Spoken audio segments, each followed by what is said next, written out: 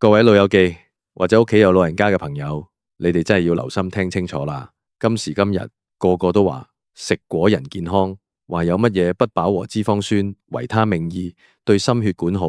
但係你知唔知，如果你過咗60歲，仲好似後生仔咁亂咁剝、亂咁食，分分鐘唔係補身而係命薄。我唔係喺度嚇你。最近醫學界同營養學家都紛紛發出警告，有5種所謂嘅毒堅果已經入咗黑名單，好多人仲係日日買、日後食，覺得好抵食、好香口，其實係慢慢將啲毒素食入口。今日呢條片我會踢爆呢5種千祈唔好掂嘅堅果，同時會話俾大家聽，醫生真正推崇可以幫你長壽嘅果仁到底係邊4種？大家真係要打醒12分精神，聽完之後記得即刻檢查下你屋企個零食櫃。講到果仁，大家第一時間會諗到乜嘢？係咪嗰啲大大罐五顏六色寫住每日堅果或者係炭燒蜜糖味嗰啲？好多人去超市見到嗰啲做緊特價，或者係喺啲藥材鋪、乾貨鋪見到嗰啲一大袋好平嘅，就以為執到寶。但係大家要明白一個道理，過咗60歲之後，我哋嘅消化系統、肝臟解毒功能同埋血管彈性，已經同20歲或者30歲嗰陣完全冇得比。你以為食緊健康嘢，其實入面隱藏咗好大嘅危機。首先，我哋要踢爆黑名單上面嘅第一種毒堅果，亦都係最危險嘅一種，就係變味有油村味嘅果仁。好多老人家好慳，見到啲果仁放得耐咗，食落去有一陣怪味，好似平時我哋講嘅油醋味咁。但係因為唔捨得丟，就諗住由佢啦。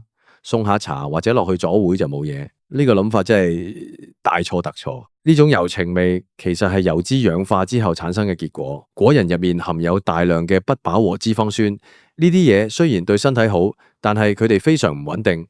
只要一接觸到空氣、陽光或者濕氣，就會發生氧化。氧化之後會產生乜嘢？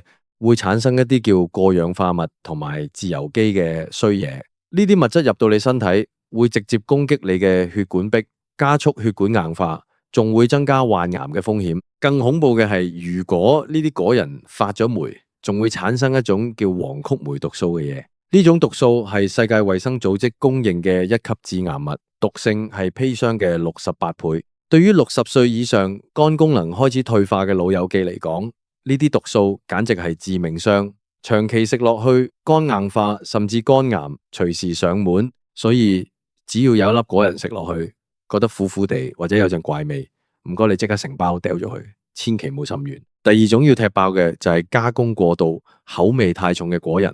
你去行下街，見到嗰啲香辣蟹味花生、芥末味腰果、奶油味碧根果，係咪覺得好吸引？食到停唔到口，呢啲就係陷阱。為咗令啲果仁好食，商家會加入大量嘅鹽、糖、味精，甚至係人造香精同防腐劑。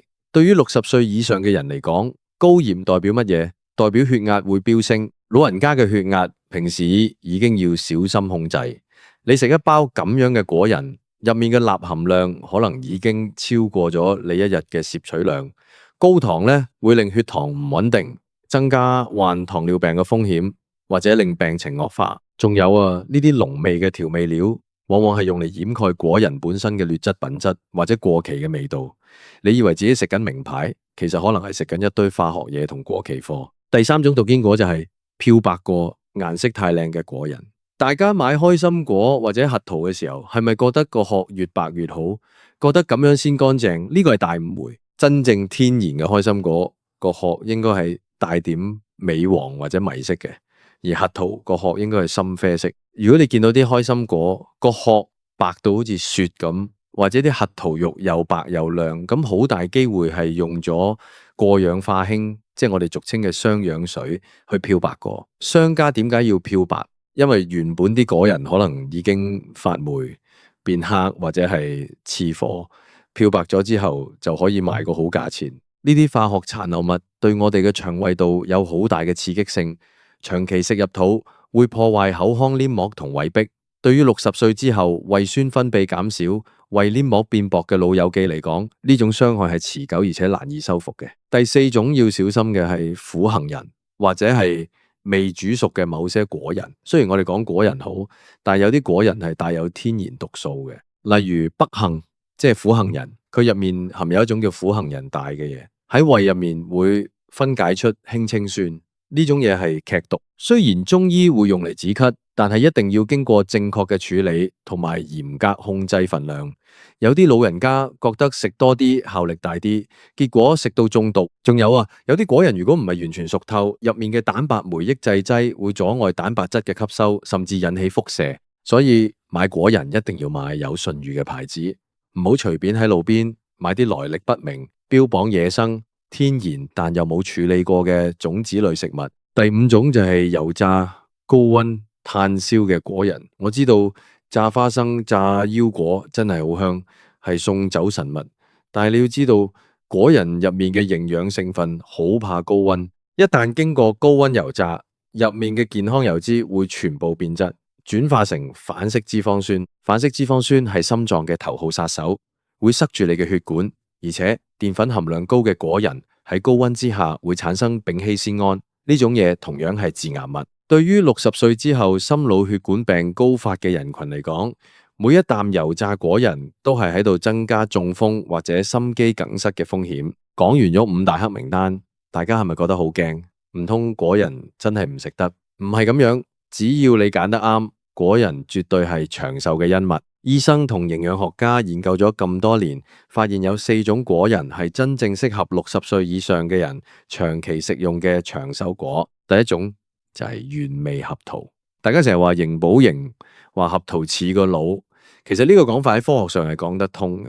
合桃係果仁之中 Omega-3脂肪酸含量最高嘅一種。呢種脂肪酸對大腦神經細胞嘅修復非常重要。60歲之後，好多老友記會擔心記憶力衰退或者腦退化症。每日食2至3粒合桃，可以幫助維持認知功能，保護大腦血管。而且合桃入面含有豐富嘅多酚類抗氧化劑，可以對抗身體發炎。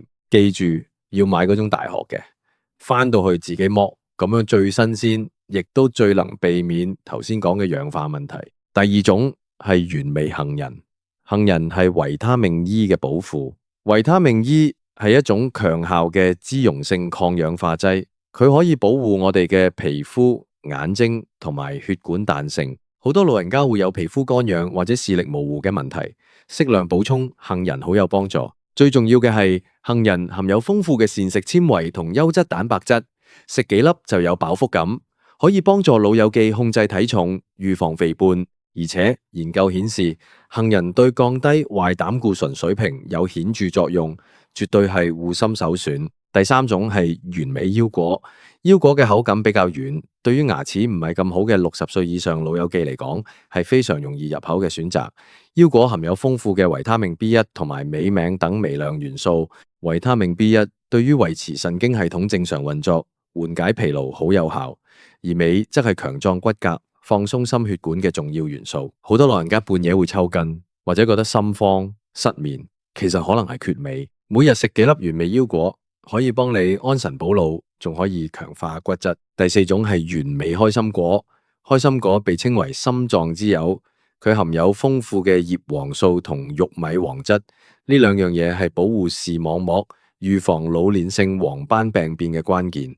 而且開心果嘅脂肪含量喺堅果之中係相對較低嘅，熱量冇咁高。佢入面仲有豐富嘅鉀，可以幫助身體排出多餘嘅鈉，對控制血壓非常有幫助。最有趣嘅係剝開心果呢個動作，其實可以減慢你食嘢嘅速度，讓你大腦有足夠時間接收到飽嘅信號，避免一次食得太多。咁講到呢度，大家可能會問，醫生，我知道呢4種好啦，但係食法上有冇乜嘢要留意？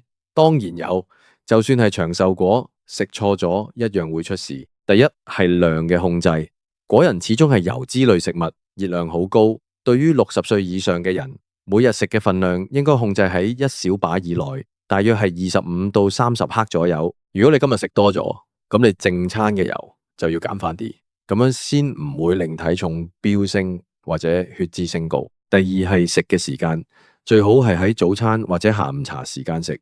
早餐加幾粒果仁喺麥片或者粥入面，可以增加飽腹感，提供全日嘅能量。下午茶食幾粒，可以避免因為肚餓而食咗啲冇營養嘅餅乾或者甜品。千祈唔好喺臨瞓前食喎，因為果仁入面嘅蛋白質同脂肪需要時間消化，太遲食會加重胃腸負擔，影響睡眠質量。第三係點樣買？一定要買原味低溫烘焙嘅，唔好買嗰啲加咗海鹽、加咗焦糖嘅。買嘅時候睇清楚包裝背面嘅配料表，如果入面除咗果仁之外，仲有一大堆你睇都唔明嘅化學名稱，就唔好買。最好係揀有透明包裝嘅，可以清楚見到果仁嘅形狀係咪完整，有冇發霉變黑。第四係點樣儲存呢？點好重要。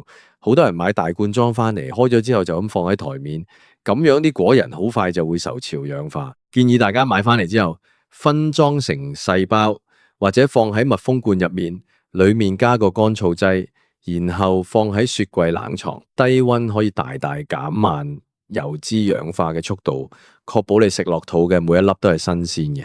最後我想同各位老友記講句，心底話，到咗60歲呢個年紀，健康就係我哋最大嘅財富。食嘢唔係求爽，而係求精。